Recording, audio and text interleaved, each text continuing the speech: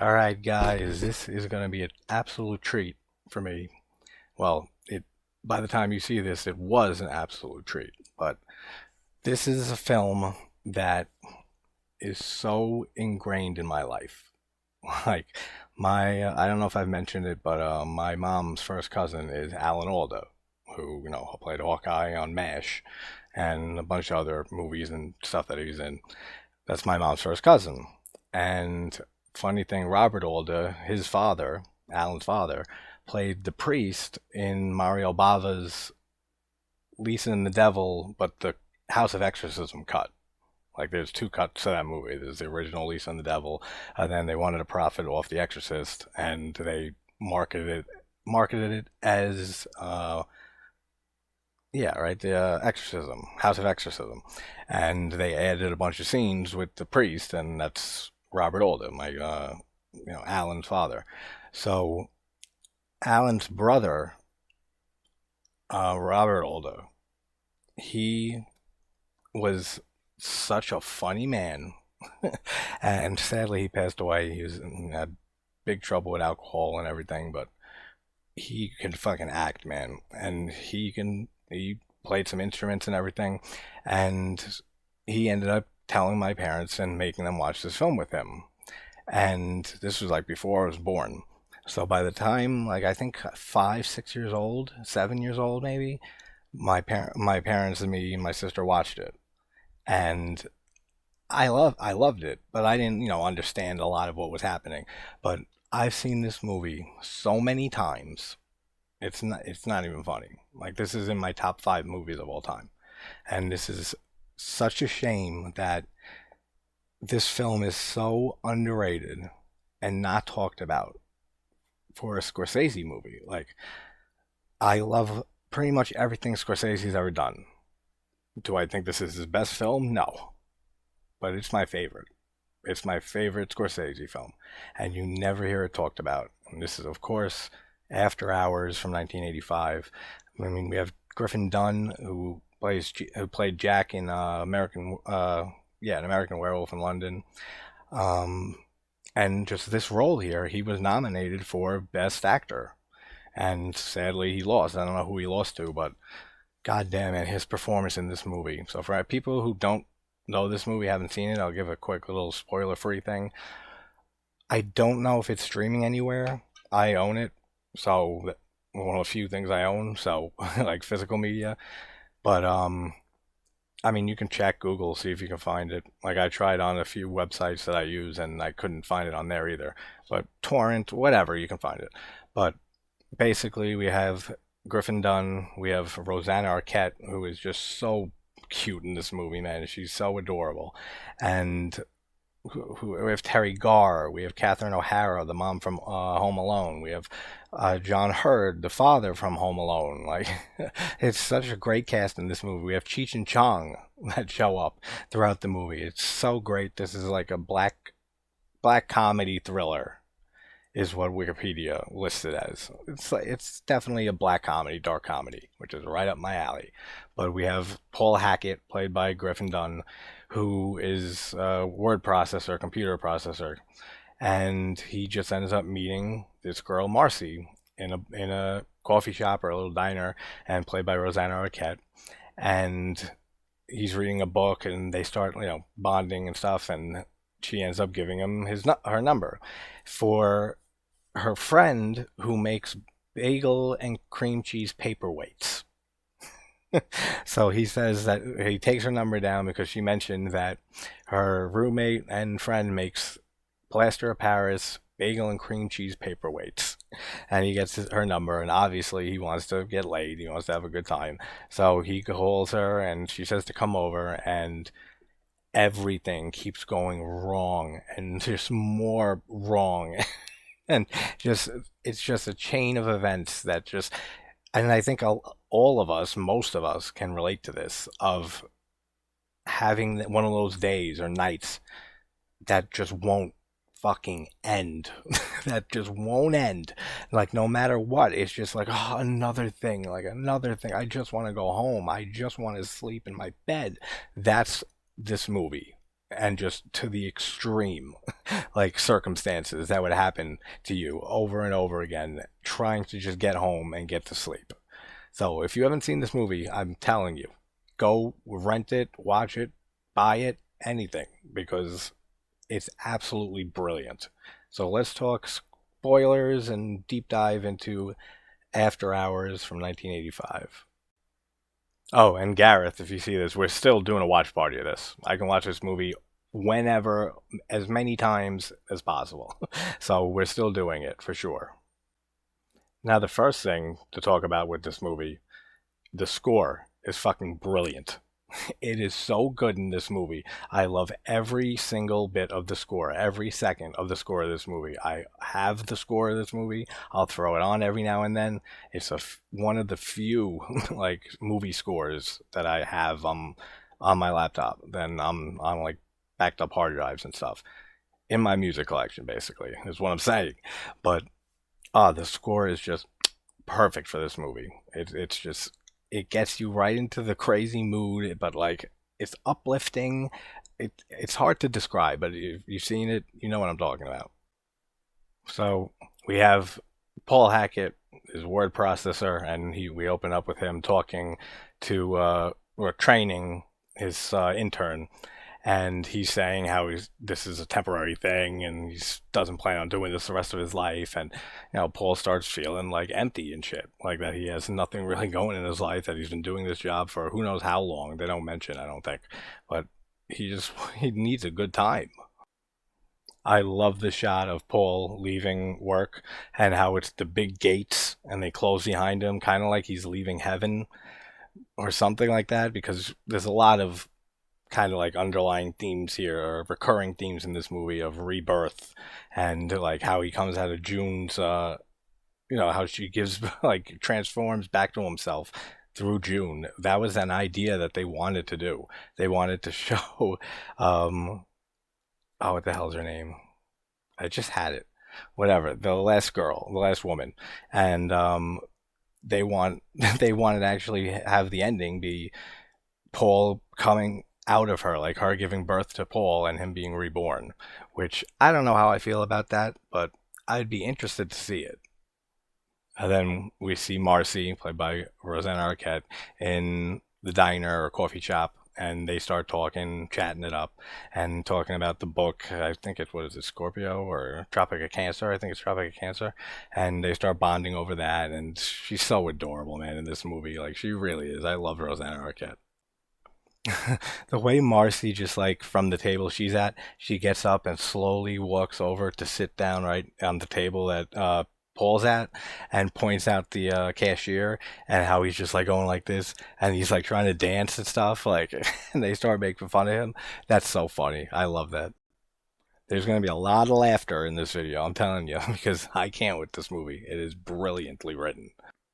So obviously he's into her, she's into him, and she mentions the paperweights that her friend makes, this excellent plaster of Paris bagel and cream cheese paperweight, which just in itself, that is so hysterical. And he says, "Sure, like I want one. Give me a number and how I can get a hold of you," and ends up giving him her number. And then we start embarking on this crazy journey with Paul Hackett throughout this movie. And you really feel for Paul in this movie, like so bad. Like I said, if you've had that experience of just having a night going wrong over and over and worse, and all you want to do is get home and sleep, this movie just hits home so many times. And I can't remember her name. It's Florentino, her last name, who plays Kiki Bridges, the roommate. She's phenomenal, phenomenal in this movie. Everyone in this movie is just absolutely excellent. The performances are top notch throughout this whole movie. There's nobody who does any bad acting. There's no bad acting, no really overacting. Everyone is phenomenal, like, which is rare. I love when he calls and he's talking to Kiki, and then he starts saying, "You're the sculpturist and stuff." Yes, and he said, "I met this girl in the coffee shop," and she said, "Oh, you mean Marcy?" And he's like, "Yeah, Marcy." She didn't say her name. He's just, "Hold on," and he keeps talking, and he doesn't know what to say because she left like to get Marcy. That's so funny. And then when they're talking and she says that she just had a big fight with her boyfriend and stuff, and like he's like, "Oh, I'm so sorry to hear that," and everything. And then she says, like, "Do you think that I should try to make up?" And then he switches, well, I don't really know the details and stuff. It's not my place. And so great. And just Paul, I'm really glad you called. That's a quote my whole family has used for years. There's so many in here. I think I remember hearing that Scorsese actually had Griffin Dunn run like into a coffee shop or into a shop and like get a drink or something and not pay for it and run out and then like run like blocks and blocks and blocks to get to the set. So he'd be sweating and he'd be really like fatigued and stuff as the movie goes on. And amazing. And then he gets in the cab and this guy is just going so fast, like the fastest cab ride ever. And he's like, it's all right. We're okay. We're good now. I love that.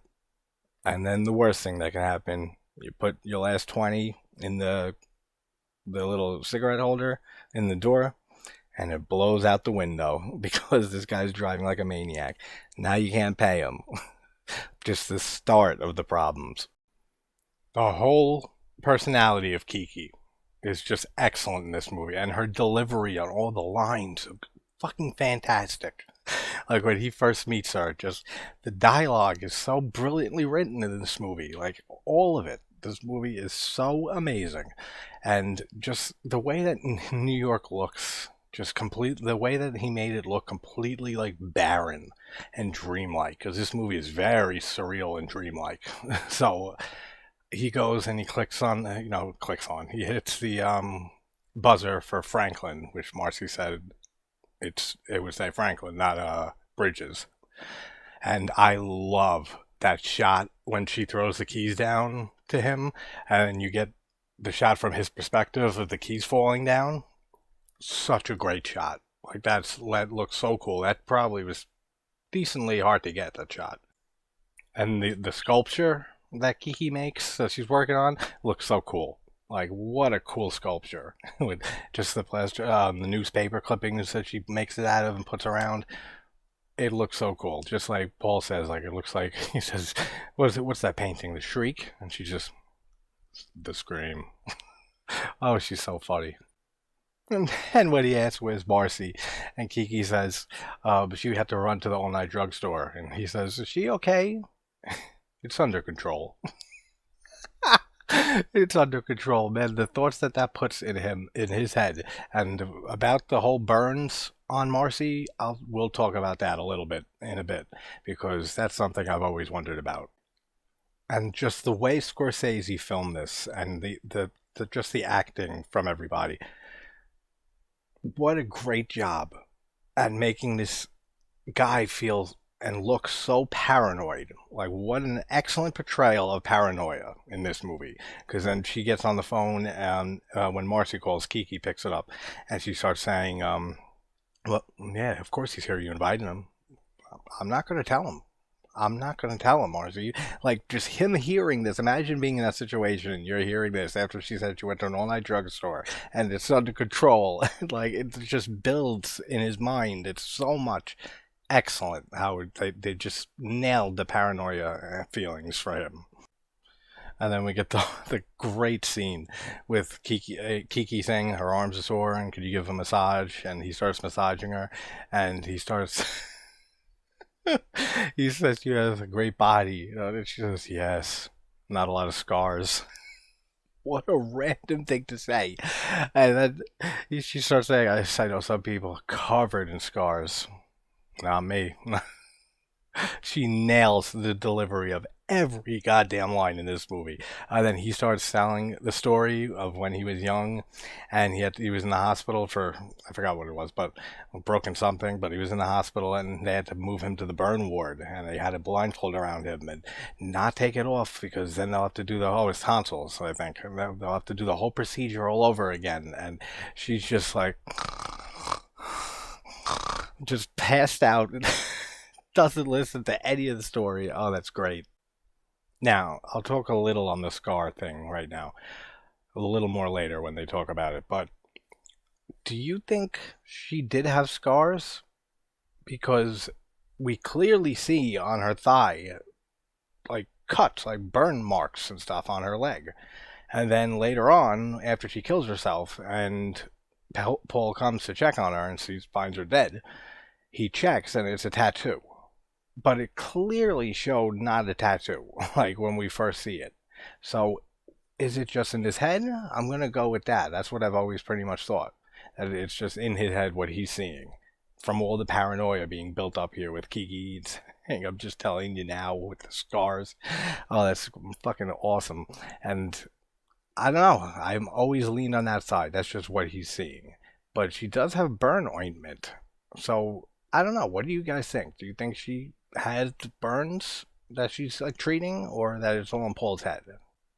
And then Marcy gets back and Kiki's asleep on the couch. I love when Marcy they say, "Let's go into my room and get away from all this mess." She gets on the bed. He sits on the bed. And the first thing she says, "What'd you do to her?" He's like, "I didn't do anything. Like she fell asleep. Like she was tired." And she, "What do you mean? What did I do to her?" She's like, "It's just an innocent question. Relax." Oh, that's fucking hilarious. Then how she just switches and she's, I feel so excited. I feel like something I'm gonna let loose tonight. Like I feel like something really special is gonna happen here. Like I'm really glad you called. Dude, her fucking acting in this movie is so good. Like, oh, I love Rosanna Arquette in this movie. I love her in most things, but God, she's nailed this role. Nailed it. Like she's excellent. And then Kiki just when she goes in the shower, Marcy, Kiki comes and says, she's back. Says, yeah, she just takes her bra off and her tits are out, great tits. And she just walks away casually, like, doesn't give a shit about anything. Like, oh, I love the role and character of Kiki Bridges in this. Now, he gets a phone call. I mean, the house gets a phone call he picks up. And he said that his name is Greg and just tell Marcy he called. Now she says that she says like, what's that little faggot one or something like that. So he's gay. I've always wondered if he's the gay man at the end.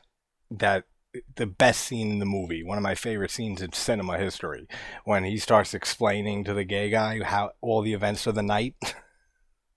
Oh, I love that so much, and I've always wondered if that's Greg, just to link everything back together like it does so much in this movie already, like how things just random things just start linking to each other throughout the night for him. And I've always wondered if Greg is the gay guy at the end. So if you guys have seen the movie and you guys have a theory on that, let me know, because I've always wondered that. Oh, and just the sound design, man. When she gets up and leaves again, and he's sitting there, and the clock, tick, tick, tick, tick, tick, and with the score, oh, it's amazing. It's so good. And then he just looks out the window and sees like the window open and the neighbors, like, of the building, like right across, and they're just fucking. And then she comes out, Marcy. She's like, "What'd you say, Paul?" And he didn't say anything. I could have sworn you said something. Paranoia just building in this guy, man. I would be out of there. Like, what would be your I'm out like event in this movie? Like, what would be the final thing that happens to Paul if it were you? What would you? What would make you say fuck this? I'm out? Because I'm already a borderline thinking I'm out with the whole burn thing. Like, so right off the bat like that. But I'd probably still stay. Now that I'm thinking about it, I'd probably still stay. Let's see what event will be the one that I'm gone, like 100%. Friends like that are hard to deal with sometimes. Well, that's what friends are for. Classic line. Yeah, like if you even pause on it, you can see the scars, like three, like cuts like that, like burn marks. So again, I wonder if that's in his head. But then her whole story about being raped by her ex-boyfriend or her boyfriend, fucking hysterical. He tied me to the bed. He took his time. 6 hours. She says she slept through most of it. Oh, it's great. And then Marcy says, "Let's go get some coffee or something." That she wants to get out of there. And he goes and he looks at the sculpture and he sees the $20 bill. Like, I mean, is it his that flew out of the cab? Probably not, but that's what they're implying a little bit. Like, just adds more to his what the hell is going on here tonight. And he asks, "Is there any place open this late?" And she says, and this takes place in Soho, in Manhattan, the Soho district, just in case anyone doesn't know. But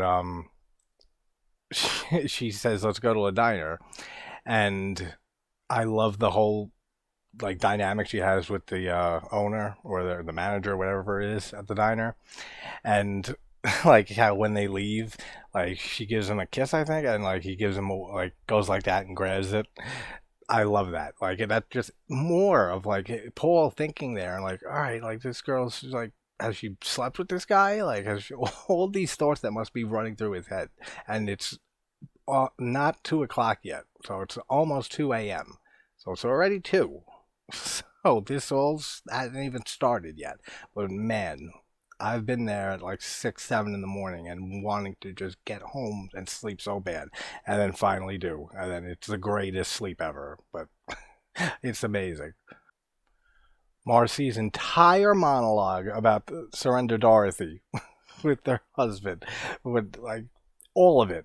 The way she delivers every line is brilliant. And just saying that, he's like, "You've seen the movie, right?" He's like, "Wizard of Oz?" Yeah. He's like, and so whenever when he came, he said, he said, "Surrender Dorothy." Like, at first, like I thought it was a little like a phase, and like, but it was really creepy, All of that is so fucking hysterical, and he couldn't stop. He just couldn't stop. He just couldn't stop.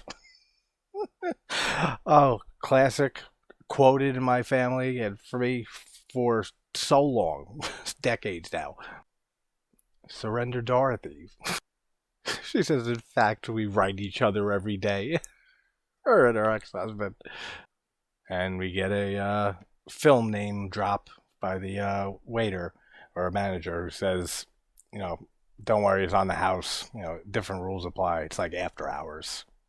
It is indeed after hours. I love when they're smoking pot. And he says, like, "What kind of pot is this?" And she's like, whatever it is, Jamaican or some shit like that. And he's like, this ain't that. Like, I'm not even sure this is pot." And she's like, "Well, that's what the person who said, who sold it to me said." And he says, "Well, the person who sold it to you is a liar." The way he delivers it, great. And before that, when he sees the burn book and he's going through it, and just the way that it's edited, now he's looking at the book, and then his reaction, and just he throws the book down. Oh man, it's such a shame. It is such a damn shame that he didn't win the award for best actor. That's such a crime, man. Colombian is what she said. And the guy who sold it to you was a liar, and so are you. This is shit. I was like, "Where are those plaster of Paris bagel and cream cheese paperweights? That's what I came down here for. That's what I want." Because we're sitting here right now, I have papers that are flying all around my apartment. I'm around my office. Such a great line. And that's when it all goes wrong. As she runs to Kiki crying, and he leaves. It's pouring rain out. Time to go home, right? Not going to be able to. The actor who plays the subway guy, excellent. Such a great performance. Like, small little scene, like him saying that the fare went up. And he's saying, it's what is it, $1.50? Yeah, it went up to $1.50 as of midnight. So it's like around 3-ish probably, or something like that. It's, I can't do it, he says. He says, "Well, I only have 90 something cents, 97 cents. Like, please, like, I need to get home." It's like, I can't. Who would know exactly? I can go to a party, get drunk, talk to someone. Who knows? Another family quote for forever. "There's the train. There's the train. Give me a token." And then he hops over the rail thing to get in, and the cop's right there, and he has to explain, I'm just, I don't even know, I've never done that before in my life. Like, I'm just trying to get home. I didn't know, I have 97 cents. The way he just goes on, oh, you feel for him so much. Oh, and I'm out moment, yeah, is the whole thing that the argument with Marcy and Paul, and which made him leave. Pretty much right when he's out, that's when I'm out, for sure. Let me know when you're out for this whole night so far. You're mine, and I need you so. You're mine. I love the look of the bar in this movie. I love this whole set. It looks so good. Just like a after hours type bar that people will be chilling at. It's so realistic looking. I love the old cigarette dispenser machine. Looks I love seeing that in movies. And just Terry Garr kills it in this movie also as Julie. And the hair amazing. Like, oh, Terry Garr is excellent in this. And then she leaves the note saying, "Help, I hate my job."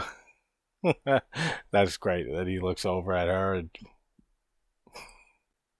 and just a little minor thing of Paul going into the bathroom and at, pissing, and then he looks over and he sees the drawing on the wall of the guy with the big ass dick getting bit by the shark or whatever that is. Yeah, it's a shark. Just that little scene right there just adds so much more to the weirdness, the surrealism of this movie. It's just excellent, excellently handled and executed. So John Hurd, another excellent actor, who he's trying to get this bar is so empty, and then he says that he'll lend him the money, but he has to give him the key to go up because he can't get into the cash register, and he's smashing it and banging on it. And he gets more aggressive. He's like, "Oh, that's all right. That's fine." And then he just says, "Like, no, I can't get it open. What if I get a rush?" Oh, I see what you mean. It's completely dead. That's classic. That is brilliant. And then he says he keeps another spare key in his apartment, and there's been a lot of burglaries going around, happening all over Soho, and it's we find out it's Cheech and Chong stealing shit like crazy. So he's about to give his keys for him to go to his apartment and get the extra spare cashier key for the cash register, and I don't know you, you don't know me, I just want to go home, and he ends up giving his keys to him. He gives him his keys, and he's off to his house, his apartment, to try to get the hell home. Then, of course, you go to that apartment, use the bathroom quick, and the fucking toilet gets clogged and the water comes up. Of course, that one occasion on that night, on this fucking night. And then the two guys see him and say, like, "Excuse me, you don't live here." And he starts saying, like, "I'm a friend of Tom. He gave me his keys." Which Tom? There are three Toms that live here. I don't know, the Tom on the top floor. How many live on the top floor? And just grilling him and then saying that, like, there's been a lot of burglaries. And then we see that he leaves, and then we see Paul catch Cheech and Chong going around trying to steal Kiki's statue. So awesome how this all links together and stuff. All these random events just keep like linking to each other, like connect the dots. Like so brilliantly done. Yeah, Neil and Peppy is their name in this. And then he goes to Kiki and he's carrying the statue, the sculpture on his on his back, and he gets there and she's tied up to one of the like the pillars, the poles in her apartment, and he rushes over and she's like doing some type of S&M shit with the other guy with a horse or something. I think his name is so funny. And then he's talking to her, and it's in the mystery too when she says like, "Oh, I just sold him my television set or whatever," and I says, "Where'd you get my sculpture?" So that means they stole the sculpture, right? Like, if I guess after the TV they bought from her, they ended up coming back and stealing the sculpture. Because, like, how else did they get it? Like, give me answers if you have them. Paul says, "I don't know what came over me, Norris. Lack of discipline." Another quote. And then he walks in, and Marcy's dead. Killed herself, overdosed on pills, and he's just freaking. You're like, "Marcy, Marcy." And, that, can you imagine? that you were just with this girl and you had an argument and stuff and left, and then you come back and she killed herself? Oh, God. And then just to add to that, when we find out that Tom was the boyfriend, the bartender of her, and she starts screaming, Marcy, Marcy, Marcy. And then the gay couple that's in the bar when they're later when he's saying that, and then they say to him, he's like, I feel so bad, and he's like, what could you do? It wasn't your fault. Oh, that's great. All right, so here's the last thing on the scars, because now when he lifts her, her dress up, we see the tattoo, and it looks nothing like what we saw earlier when we see her leg, she folds her legs. When we see the three like burn marks, looks nothing like the tattoo. So it had to have been in his head. Otherwise, I don't have an explanation. But goddamn, Rosanna Arquette's body in this movie. Oh. So then he comes back to the bar with the keys, but he closed the bar for a little bit. So then it's raining to add to all the misery. He's drenched, and he sees Julie, and they end up going in her apartment. I love how she switches when he starts talking about what's wrong with and what's going on with his night. She changes the music to fit the mood. That's great. And then she starts sketching him, which then later we see that she's putting up all the wanted posters for him being the burglar that's been robbing all these places. But she's so great in this, man. What is that? Gee whiz, are you humoring me or something? What did she say? So I make mistakes with the tax on checks. So what? So what? 8% is a bitch. Another great quote. Awesome. She asked him, does he like her hair, like the honeybee style, like a beehive? And he says yes. And she's like, "Touch? You want to touch it?" What a weird thing to ask somebody, and then like he feels bad if he doesn't touch it. Like, oh, that's so funny. So Paul wants to get out, so he's like, "All right, I'm gonna go get my keys, and then I'll come back. Like 2 minutes, I promise," because he saw the bar open again. So he's gonna go get his keys. And Tom, the bartender, thought that he started thinking that Paul did rob him, and that's why he shut down to go check it out. And he talked to the guys who saw him and everything, and he like, hey, like you're here, you are, you came back. Miss Beehive, 1965, for that Tom says about Julie's hair. That's great. And just during this whole scene, and this is a movie that you got to watch another time or two to catch everything in this movie. Like, there's so much stuff going on in the background and everything that just all like the reoccurring gags and how things link to each other. Like, you definitely have to watch this a few times. But the gay guys are just making out in the background of the bar for this entire scene. And I've watched this movie with several people in my life, and a decent amount of them had no idea until like a minute or two into the scene, until they realize that, oh my god, those guys are making out in the back.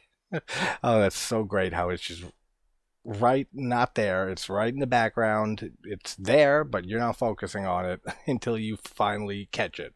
That's so great. Yeah, then he gets the call about Marcy, his girlfriend. Marcy, Marcy, Marcy.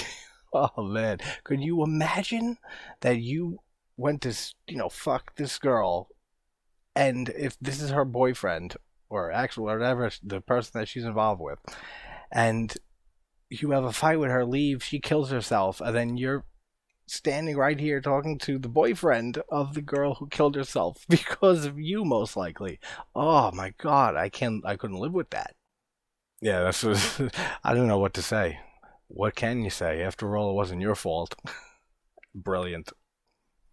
Then when he goes back to Julie, just her holding up the plaster of Paris bagel and cream cheese paperweight, and says that she got it from a local artist, Kiki Bridges, and it just, the sight of it disgusts him. He's like, "Get that away from me!" Oh, the way that he goes from just like timid a bit and just to just explosive of just like, I gotta get out of here, I gotta get home. Oh, his performance, I cannot say enough about it. Obviously. He says, "Give me your number, I'll call you." And then she starts giving the number. She's like, it's very easy. 54433. Very easy to remember. He's like, all right, well, that's not enough numbers, but all right. No, it's KL554433. That whole thing. It's such a brilliant scene too, man. Everything. There's not a single negative in this movie for me. If you couldn't tell so far, like this is just like I said, top 10 for sure, if not definitely top 5 almost. Like I've never sat down and tried like listing my favorite movies like of all genres of film, but I know The Thing is number 1. I know Halloween is probably number 2 if not 3, and I know that this is in it or not. If not, it's a little bit, towards number 10, but absolutely in it. Like anyone who hasn't seen this movie but is watching this just to hear me talk for some reason, please go see this movie. Like rent it if you have to. It's worth the $2 or $3, whatever it is on YouTube. So easily, so easily worth it. Like absolutely. So definitely check it out if you haven't seen it. Let's get back to talking about this guy's nightmare of a night. And the score here too, like when he's walking away, when he leaves Julie and he's walking around the streets, great. I love the score. Like I said, for everything in this movie, not just like a few pieces of compositions. The entire score is so excellent. And then Paul goes to the diner and he sees he gets the little note from Kiki saying that her, and Horde or Horse, I always forget his name, went to Club Berlin and meet us there for drinks, you and Marcy. So she has no idea that Marcy's dead. Even the guy, the bouncer at the club here, even he does a phenomenal performance here. Like just so laid back, just so doesn't give a shit, and just like you're not getting in here unless you have a mohawk because it's Mohawk night. And then when he goes into Club Berlin, we get a cameo from Martin Scorsese. He's the guy on the whatever it is, the top of the second floor or something, shining the light. That's Martin Scorsese. So he gets his little cameo in here, and they try to Mohawk Paul, and he gets the fuck out of there, and they throw him out. But he sees Kiki and Horse, whatever, and he's like trying to scream to them, and they don't hear him, and they throw him out. Awesome scene. And now he goes back to Kiki's apartment, and there's all the search party and stuff looking for the burglar in the streets, and then he starts getting chased, and they all think that it's him. Oh, what a night, man. I'd be so done. I would be so exhausted. And he has the 20 that he took from the the sculpture that he saw earlier. So now he goes to get the taxi. And it's the same cab driver, and he says to him, "Here, I got the $20. I need to go uptown." And he just snatches it from him. He's like, see how you like it. It drives away. No, no, no, I don't believe it. So funny. And then we run into, I forget what's her name in this. Catherine O'Hara's character. Another just phenomenal performance. She's great in everything I've ever seen her in, but great job. And the taxi, like the door that she came out of, like hit his arm and caused like a little injury to his arm. Asks if she has a phone, if she could use it. Oh, what a phenomenal scene this is. How brilliantly written this is, with him trying to call, and he gets the information for a friend of his, and then he trying to remember the numbers as she starts going 3, 5, 4, 7, 8, and then he laughs the first time. He's like, "All right, that's funny. That's funny. I really need to make this call. Like, I just need to go home. Like, so please, if you let me make this call, like, it would mean so much to me." And then he just tries to get 5, 6, 4. Now I have forgotten the number. What's wrong with you? Are you okay? Oh, it's hysterical, man. I've had a really terrible night because I just want to entertain you. I don't want your entertainment. Oh, I'm so sorry. I didn't know why I said that. So great. He delivers that brilliantly. Just the way he snaps for a second and pulls himself back from the edge. That's so great. When he says there's a place I could stay, but she says, "All right, so why don't you stay there?" He said, "Well, because the bartender, his girlfriend, killed herself tonight, and I think it was because of me." Well, yeah, that's out. Yeah, that is out. That is definitely not an option. And then she goes to fix his arm and everything. And she sees the newspaper article that stuck to him from when he was doing the sculpture earlier for Kiki, and it says like somebody in Soho and stuff was ripped to pieces by an angry mob, and then she says that she's trying to get it off and it's hurting him, and she's like, "All right, I'll burn it off." He's like, "No, no, lady, lady, do not burn it off." Oh, could you imagine this crazy bitch? And she drives Mr. Softy, which I love when they introduce each other. She says like, um, she's like, "What's your name?" or something like that, and she says, "Oh yeah, oh, I'm an ice cream driver, Mr. Softy." And he's like, "Oh, I didn't ask what you did for a living." So great. And then she sees the poster that Julie drew the picture of him saying that he's the burglar. And she goes to get her Mr. Softy ice cream truck with the mob, angry mob, trying to get this burglar that is not him, but they think it is. Oh, I can't imagine this night. Oh, this would be the worst night ever living this night, like in his shoes.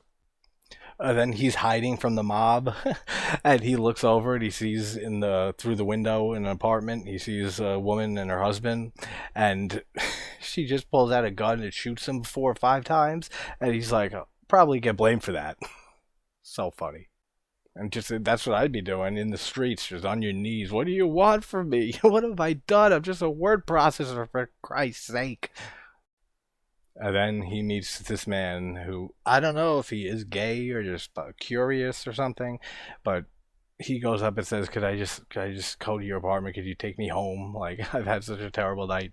And him saying like, like I've never done anything like this before. And this is the guy I think possibly could be Greg, the one who called Marcy at the very beginning. So yeah, let me know on that if you have a theory on that, if it is. But like I have never done this with a man before, and Paul's just not even really listening to this. He's just like, "Hey, use your phone," and then he calls the cops. And he tells him a whole story and saying like, "All right, so I know you might be aware of their actions. There is an angry mob because there's been a bunch of burglaries in the area, and I'm being blamed. And now they're trying to kill me." And the cop's just like, "Just get some sleep, buddy." He hangs right up on him. He's like, "Oh wow, oh wow, I can't believe it." Probably one of my favorite lines in the movie. One of my favorite lines for sure. Quoted all the time. And then we have one of my favorite scenes in cinema, with just him explaining to the gay dude, whatever he is, when he's sitting on the couch and Paul's standing and he starts saying like, "I don't, why don't you go home?" and like, "What happened?" And then he starts recapping all the events of the night. Such a excellent performance by Griffin Dunn here. Like unbelievable. The way that he just goes on, and every cadence, I wouldn't change a thing. He absolutely nails it. Just some of the most brilliant acting in a movie for me. And he just goes on, "I met this girl in the coffee shop. She gave me her phone number. She said to come over and stuff. In the cab, my money flew out the window." And just recapping everything. It's like it didn't really work out, so I left. You know that the fare went up for the subway, and the fact that he says yes is hysterical too. Like, was he trying to? Did he take the subway that night? Did he know? Like, that's just so funny. And I met this bartender who really wanted to give me the money. He really wanted, and then it cuts to him later. Like, who knows how long this whole rant was? I wish there was an extended scene. And it was inexcusable, and I walk right in to apologize, and she already killed herself. I was too late. Fucking brilliant. The phone rang and his girlfriend killed herself tonight. Is that a coincidence? No, because it's the same girl that I came down to see killed herself too. That's because they're the same person. They're both dead. Excellent. So fucking good, man. Like, if you haven't noticed the fucking gushing for this movie, oh, it's so amazing. Then I met this girl who made me let me use her phone. Let me use the phone. That's it. Pick it up, put it down. Pick it up and put it down. Now she's the one in the Mr. Softy ice cream truck trying to kill him, and they're all trying to kill him. And he just wanted to go out for the night, have a nice night with a nice girl, and now he's got to die for it. So great, man. This is such a great watch. This is what I needed. And then he finally sees the poster saying "Stop him," that he's the burglar. and he's, oh no, and him just running, awesome. Like the pacing of this movie is great. Like the pacing is so good in this movie. It's never really downtime. There's always something going on, and it's always friggin' hysterical. Always. So he's freaking out. He goes to the diner and he finds Tom, the bartender, and he's saying like, "I'm not thinking straight tonight either," because Marcy killed herself, his girlfriend. And I love when he was in the diner earlier, Paul. He ordered something. He ordered like a hamburger or whatever with coffee. And then when he comes back now and Tom's there and he's talking to Tom, the guy brings out what he ordered like way earlier. What a cool little detail. And then he's telling Tom, like, listen, they're trying to kill me. Like, I could have robbed you. I didn't. Like, you got to tell them. You got to tell them I'm not this burglar.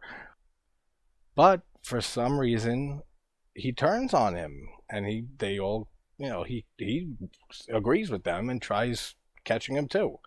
I wonder why. I've always wondered that. Why, if he knows that he's not a burglar, why would he just go to them and then say, "Yeah, all right, yeah, he is. Let's go get him." Like, why would he do that? Like, I don't know what they say. You don't hear the conversation between him and Catherine O'Hara's character, and so you don't hear exactly like if they what they told him. But I don't know. I've always wondered what made him, side with them in that moment. If you have any ideas and ever thought about that too, let me know. And then Paul ends up going to Club Berlin after hours, completely after hours. And it's just June who lives in the basement, and she does sculpting too. A lot of people do sculpting in Soho. And they start dancing, and he's just saying, "I don't want to die." And the mob comes looking for him, and they hide in the basement, and she starts putting the newspaper and stuff all over him and making him into like the same thing that Kiki made. It looks so funny. Is that all there is? What a great song choice. So the mob comes down and they find just June working on the sculpture that Paul is in, and I love how she looks at it like for an extra second and says like, that's interesting. Like I wonder if she it ever crossed her mind that he's in there. Like that would cross my mind. Like you'd have like you think that this person's in here, and then you go downstairs and there's a statue like a person. Like I would smack it once or twice, see if and see if he's alive or not alive, but see if there's someone in there. Just like boom boom and see if there's a reaction. That's what you'd have to do, but I guess it doesn't cross her mind. And then when she starts saying that like I can't let you out yet, they might come back. And him say, "Lady, get me out of here." Oh man, could you imagine being trapped in the sculpture? Then Cheech and Chong come and they steal. He's like, "Oh, my sculpture, man, we found it." Yeah, then they steal fucking Paul in the sculpture, and they're driving around, and then right in front of his office building, he ends up falling out of their van, and the sculpture breaks, and he rises up, and he has just the just shit all over him, white dust and whatever, and he walks through the big ass gates, walking into work, and it says "Good morning, Paul" on his computer, and just the score kicks in again. It's oh man, this was such a great rewatch. This is a movie, like I said, that is so dear to me. I can't even explain it. Like it's ingrained in my life. Like it's just one of those things that that just you just have some type of bond with your family or a friend or something like that, that you just all experience something together, a movie or music or anything like that, and then you all just click on it so much that you just quote it all the time. Like excellent movie. And if anyone again like saw this and didn't has never seen this, please, please, please, like one of the best recommendations I can ever give for a movie, like 100%. So that is After Hours, Martin Scorsese's such underrated, not talked about masterpiece. This movie is a masterpiece, like 1000%. This film is a masterpiece, and it will be going in my perfect films slash masterpieces playlist that has all the movies that I consider perfect or near perfect and masterpieces. So awesome to be back, guys. I will have a episode of the JT's Horror After Dark podcast in the sack with JT, episode 4A and B, because there is a little a 10-minute almost epilogue.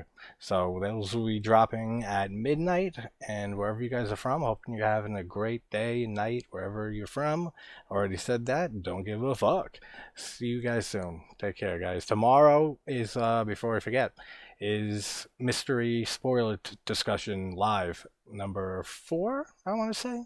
So I'll see you guys there for that. May, I know you usually stop by and watch the movies, which is awesome. So I got a good one in mind. So, all right, guys, take care. Love you. Peace.